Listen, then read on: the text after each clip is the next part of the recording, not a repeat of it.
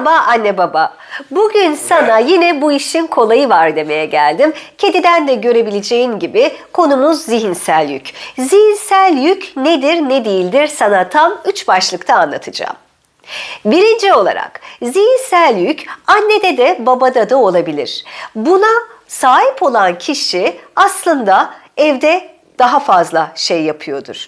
Bu da bir hayvanın bakımı olabilir, çocukların okulu olabilir ya da getir götür işleri olabilir. Eğer bir evde sadece anne ya da sadece baba ismi daha çok söyleniyorsa, ismi zikredilen kişi genelde zihinsel yükün tam göbeğindedir ve tahammülleri azalır. Artık oyun oynayamamaya, dinleyememeye ya da telefonuna gömülmeye başlar. Çünkü ebeveynlik yükünün altında eziliyordur. Eğer ilgini çektiyse videoyu izlemeye devam et. Çünkü sana başlık başlık bu konuda nasıl mücadele edeceğini anlatıyorum. 1. Eğer evde bir ebeveyn tuvalete girip saatlerce kalabilirken diğeri bunu yapamıyorsa burada bir problem var, öyle değil mi? Çünkü o tuvalette ya da banyoda ya da dışarıda vaktini geçiren ve çocuklarının bir kere bile ismini zikretmediği insan neyi doğru yapıyor? Yanlış yapıyor demiyorum çünkü doğru yaptığı önemli bir şey var. O da sınırlarını çizmeyi başarıyor.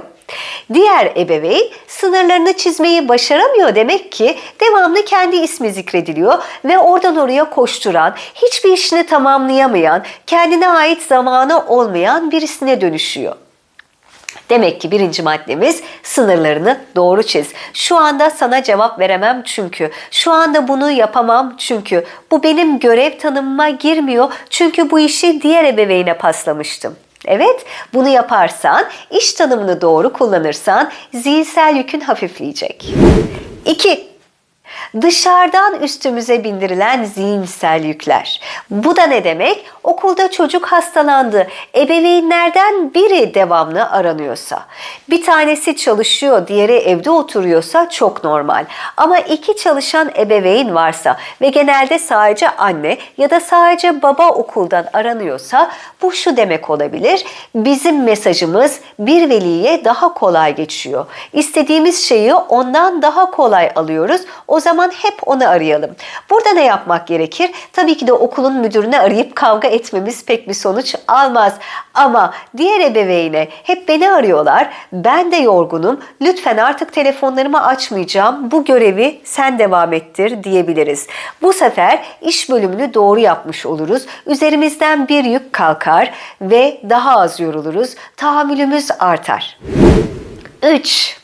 Genelde en zoru bu oluyor ve genelde bu bir ebeveynin olgunlaşmamasından kaynaklanıyor.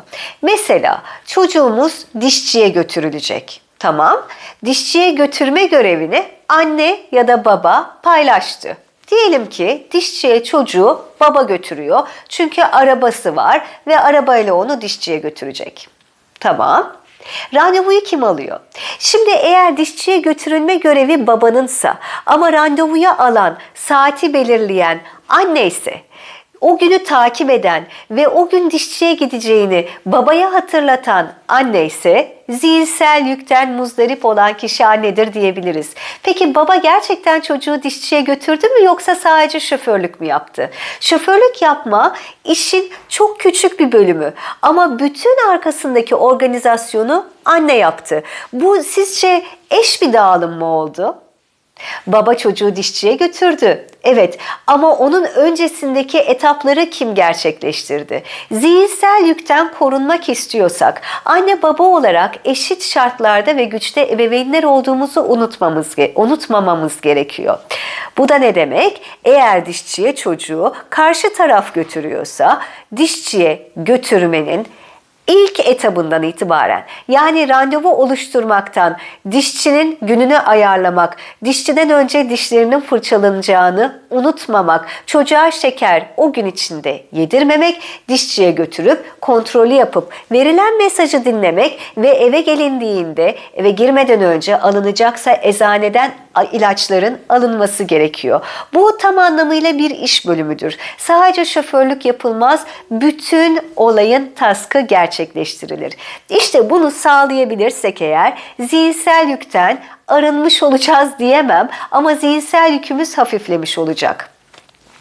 Hiçbiri mi işe yaramıyor? Baba ya da anne çalışıyor, diğer taraf evde mi oturuyor? Kapasiteler dahilinde böyle bir iş bölümü yapılması mı gerekti? Tamam, saygı duyuyorum. Böyle aile modelleri de olabilir.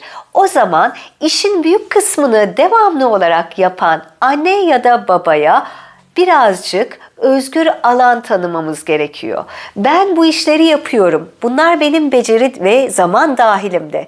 Sen bunları yapmıyorsun. O zaman bana en azından haftada 2 gün arkadaşlarımla çıkma ya da tek başıma bir kahve içme zamanı tanı. İşte o zaman diğer ebeveyn karşı tarafa bu yarım saati, 2 saati, 3 saati tanıdığı zaman psikolojik olarak onu doyurmuş ve yorgunluğunu çocuksuz bir atmosferde almış olur. Eğer sen de videolarımdan memnunsan, sana birkaç mesaj olsa da geçirebiliyorsam, lütfen beni takip etmeyi ve küçük de olsa bir kalp bırakmayı unutma. Çünkü bu iş gerçekten kolay gibi gözükse de anne babalık meslek tanımı tam yapılmadığı zaman büyük tahammülsüzlüklere, mutsuzluklara, çocuğun sakin bir ortamda büyümemesine ve gerçekten aile içi huzursuzluğa dönüşebiliyor. Bu işin kolayı var diyorum ve beni takip etmeyi unutma.